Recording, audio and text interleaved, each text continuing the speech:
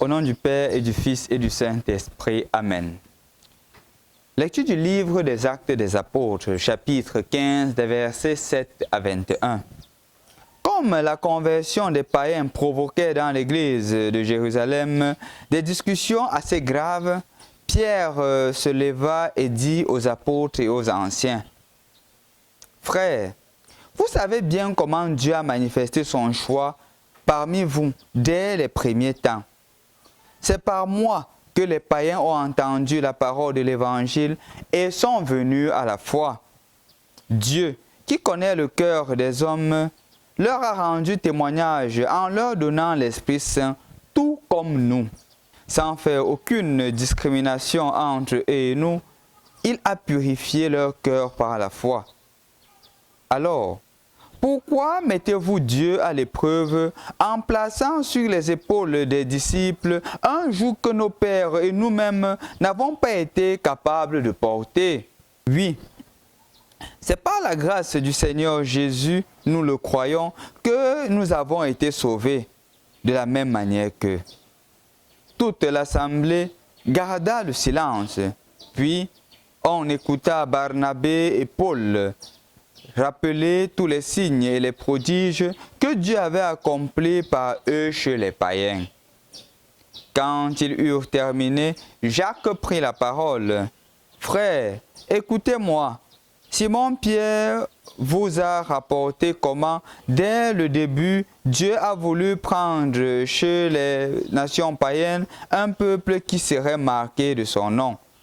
C'est ce qui confirme les paroles des prophètes, puisqu'il est écrit, « Après cela, je reviendrai pour construire la demeure de David qui s'est écroulée. Je construirai ce qui était en ruine, je le relèverai. Alors, le reste des hommes cherchera le Seigneur, ainsi que les nations païennes sur lesquelles mon nom a été prononcé. » Voilà ce que dit le Seigneur. Il réalise ainsi ses projets qui sont connus depuis toujours. Je suis donc d'avis de ne pas surcharger ceux des païens qui se convertissent à Dieu, mais de leur écrire qu'ils doivent s'abstenir des souillures de l'idolâtrie, des unions illégitimes, de la viande non saignée et du sang. En effet, depuis les temps anciens, Moïse a, dans chaque ville, des gens qui proclament sa loi, puisqu'on en fait la lecture chaque sabbat dans les synagogues. Bonjour chers frères et sœurs dans le Christ, rendus au jeudi de la 5e semaine du temps de Pâques, nous continuons justement le discours sur le conflit qui est né entre les frères revenus de la Judée et Paul et Barnabé, qui justement avaient une vision pastorale d'inculturation. En voyant le Christ qui agit dans la culture, ils transformaient, ils apportaient le Christ dans la culture. Mais on a eu justement, comme nous l'avions dit hier, un groupe de personnes qui sont arrivées disant que si vous ne subissez pas la circoncision, parce que la circoncision était le signe à travers lequel on devenait chrétien, vous ne pourrez pas être sauvés. Contredisant, comme je l'ai dit hier, l'appellation, l'invitation de Jésus qui disait que celui qui est baptisé, qui croit et sera baptisé sera sauvé. Maintenant, on se retrouve au concile. Le premier concile de l'Église, c'est le concile de Jérusalem, où justement les apôtres et les autres sont en train de discuter. Il y a eu de vives discussions pendant ce concile. Mais justement, quand il y a des discussions, il faudrait la parole autoritative pour prendre position et pour décider. C'est là que Pierre prend la parole et justement, puisque le Seigneur a dit sur toi je bâtirai mon église, c'est celui-là qui doit remettre de l'ordre dans la communauté.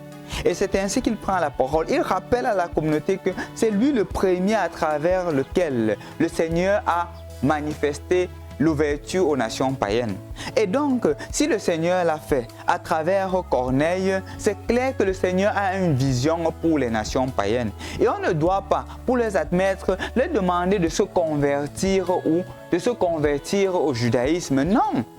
Ils ne doivent pas. Parce que justement, rappelons-nous la vision de Pierre. Quand le Seigneur fait descendre la nourriture, il dit que je ne mange pas une nourriture impure parce que ce n'est jamais entré dans ma bouche. Le Seigneur dit que ce que j'ai déclaré pur, qui es-tu pour le déclarer impur? Comme pour dire quoi? Comme pour dire que qui es-tu pour aller contre l'action et la volonté de Dieu?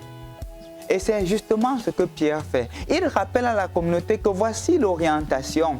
Et cette orientation veut dire que celui qui embrasse le christianisme ne l'embrasse pas avec la culture juive. Non, il l'embrasse dans son authenticité spéciale. Et c'est justement ça le rôle du pape, d'actualiser le message évangélisateur en fonction des circonstances. En effet, mon frère, ma soeur, je voudrais donc t'inviter aujourd'hui à te rendre davantage compte du rôle du pape dans l'Église. Quand il y a des conciles, quand il y a des conflits dans l'Église, c'est la voix du pape qui est la voix autorisée. Aujourd'hui, on entend encore plusieurs débats comme le mariage des prêtres, comme l'ordination des femmes, comme l'homosexualité. Et même dans certains réseaux sociaux, on dit que le pape a légalisé l'homosexualité. Et je voudrais ici clarifier que ce n'est pas vrai. Le pape n'a pas clarifié l'homosexualité de la même manière que le mariage des prêtres, de la même manière que l'ordination des femmes. Parce que sous l'action de l'Esprit Saint, l'Église tend encore dans l'authenticité. Et en tout cas, l'homosexualité et ces autres choses que l'Église, le monde est en train de proposer, l'Église dit encore non. S'il y a des réseaux sociaux qui tiennent à affirmer cela, soyons-en sûrs, c'est faux. Et je voudrais te demander d'aller visionner même le site du Vatican, Zénith. Tu peux regarder le site du Vatican et tu verras justement qu'il n'y a aucun document dans lequel le pape autorise l'homosexualité. Et ce sont des sujets sur lesquels justement l'Église est en train d'avancer. Un sujet sur lequel l'Église est en train d'avancer encore aujourd'hui, c'est sur la synodalité.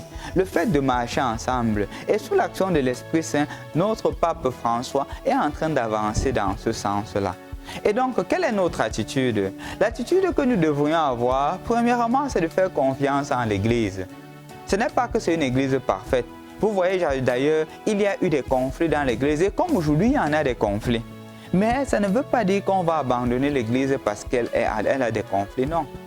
Mais justement, on y croit parce que le Seigneur est là et qu'au milieu des conflits, le Seigneur ne cesse de se manifester.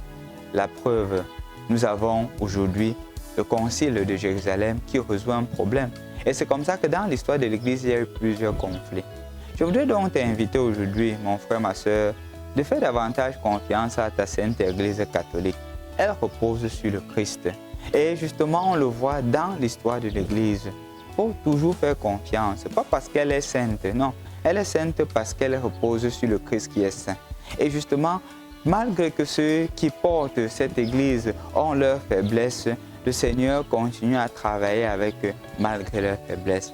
Et donc, toi, tu n'es pas mis à part. Toi, tu es mise aussi dans cette marche-là parce que toi aussi, tu représentes l'Église.